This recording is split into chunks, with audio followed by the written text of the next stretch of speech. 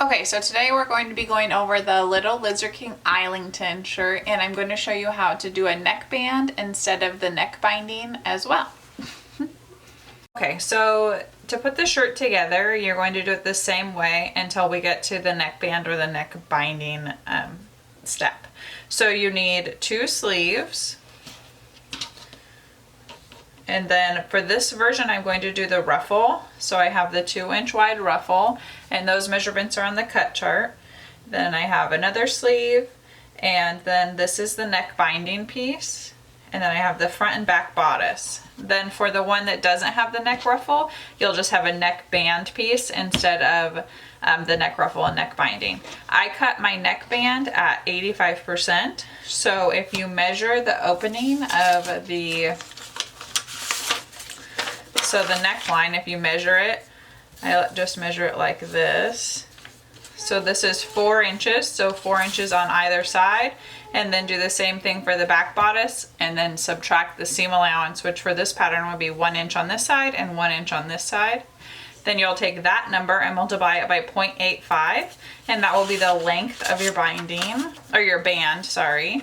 And then the width, I just do 1 5/8 inches, but you could also do 2 inches if you want. That's another good width. And I use a 3/8 inch seam allowance to attach that band. So the first step we're going to do is take the front bodice and back bodice and put them right sides together. And you're going to line up the shoulder seams, and we're going to sew the shoulders. So line up these shoulder seams, and you can clip these together right along here and here. And this is for either version. You're going to be doing the same thing, and then go ahead and sew both of those.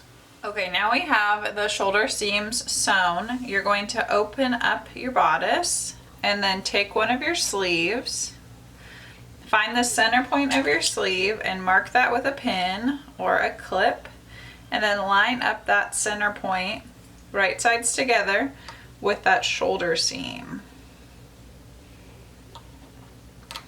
Then I like to line up the side seam, and I'll clip that and then do the other side as well. And then you're going to sew the sleeve on. You can add another clip in between. There we go. So this is for both versions, and you can go ahead and sew both sleeves on. Okay, so now we have the sleeves attached. They look like this.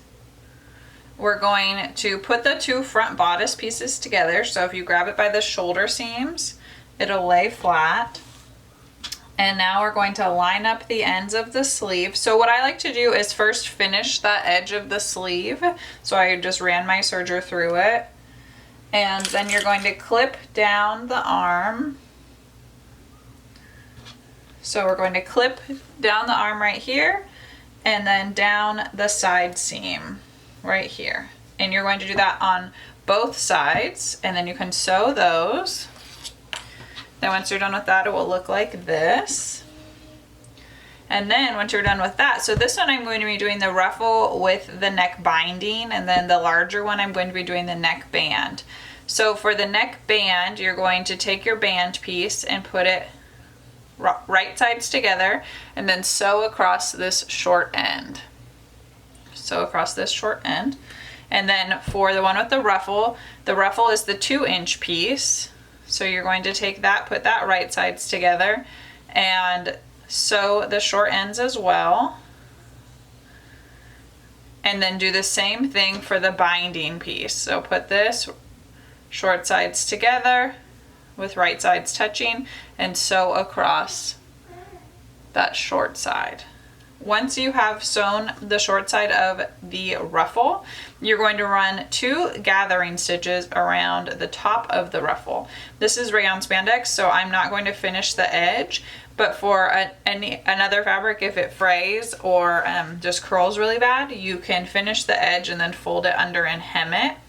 So you'll run 2 parallel basting stitches so you can gather on your ruffle as well. Alright, so for the option with the band, we sewed the short sides together.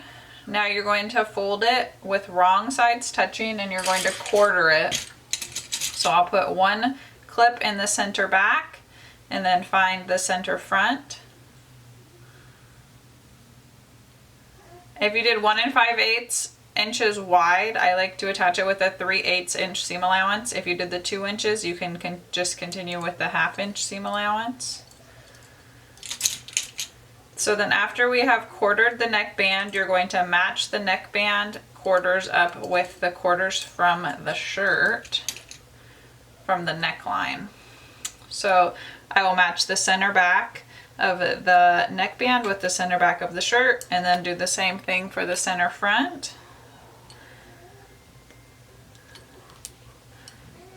And then find the other 2 sides. And now you can go ahead and sew the neckband on.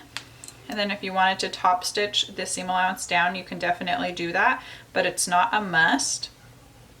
And then after that is done, we just have hemming left. So you're going to fold the hem. I finished all of the edges. So you're going to fold the hem up, wrong sides touching, a 1/2 inch all the way around. And then you can use a zigzag stitch or your cover stitch to go ahead and hem that. So you're going to do that all the way around the bottom of this, and then for the sleeves as well. Then for the one that does the neck binding option, I'm going to turn the shirt so that the right side is out. And then you're going to quarter the neck binding as well, just like we did with the band. Or, no, yes, sorry. Quarter the neck binding. And you're going to attach the neck binding with the right side of the neck binding facing the wrong side of the shirt. So if the shirt is facing right side out, you're going to put the neck binding piece inside of the shirt. So I'll match up the center back and the center front. And then the 2 sides. So this is the way that I like to do the binding with the ruffle. You're going to sew the binding on, and then I will layer the ruffle on after this. So I've already pulled my gathering stitches on the ruffle.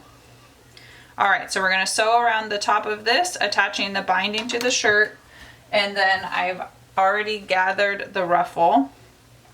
So that will be the next step. So now the binding is attached. We're going to take the ruffle and line it up around the neck, and I'm going to pin it to the seam allowance. So the center back and then the center front. And then once you get it pinned to the seam allowance all the way around, you're going to baste it in place. So just to that 1/4 inch serged seam allowance. All right, so there's that. And then you can just ease it in and make sure that you distribute your gathers so that they're even.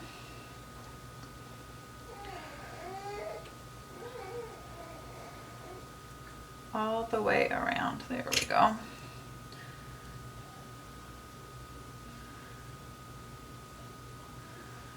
All right, so then the ruffles are, the ruffle is attached to the seam allowance, and you're just going to baste it around on the seam allowance. All right, now we're on the last step. You have the ruffle basted in, and now you're going to finish your binding. So fold the binding over, wrong sides together, and then fold it over one more time, and it's going to enclose that raw edge of the ruffle. And you're going to do that all the way around. And then you're going to top stitch that binding in place all the way around. And then you are done.